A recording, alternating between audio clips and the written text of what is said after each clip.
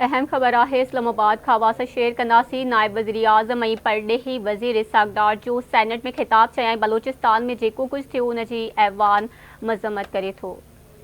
जॾहिं बि पाकिस्तान तरक़ी करण लॻंदो आहे त हालतूं ख़राब थी वेंदियूं आहिनि। अव्हांखे अपडेट कयूं पिया। नाइब वज़ीर आज़म इसाक़ डार जो चवणु आहे त नाराज़गी जी बुनियाद ते तशद्दुद जी इजाज़त न ॾींदासीं। अव्हांखे अपडेट कयूं पिया। हाणे मसइलनि खे हल करण लाइ असांखे वधीक देरि न करणु घुरिजे।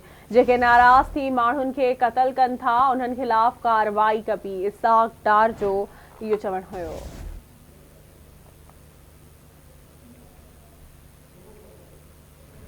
अहम ख़बर है इस्लामाबाद खां नायब वज़ीर आज़म ऐं परॾेही वज़ीर इसाक़ डार जो सेनेट में ख़िताब बलोचिस्तान में जेको कुछ थियो उन जी ऐवान मज़म्मत करे थो। अव्हांखे अपडेट ॾेई रहिया आहियूं। जॾहिं बि पाकिस्तान तरक़ी करण लॻंदो आहे त हालतूं ख़राब थी वेंदियूं आहिनि। नाराज़गी जी बुनियाद ते तशद्दुद जी इजाज़त न ॾींदासीं। हाणे मसइलनि खे हल करण लाइ असांखे वधीक देरि न करणु घुरिजे। जेके नाराज़ थी माण्हुनि खे क़त्ल कनि था उन्हनि ख़िलाफ़ कार्रवाई कबी।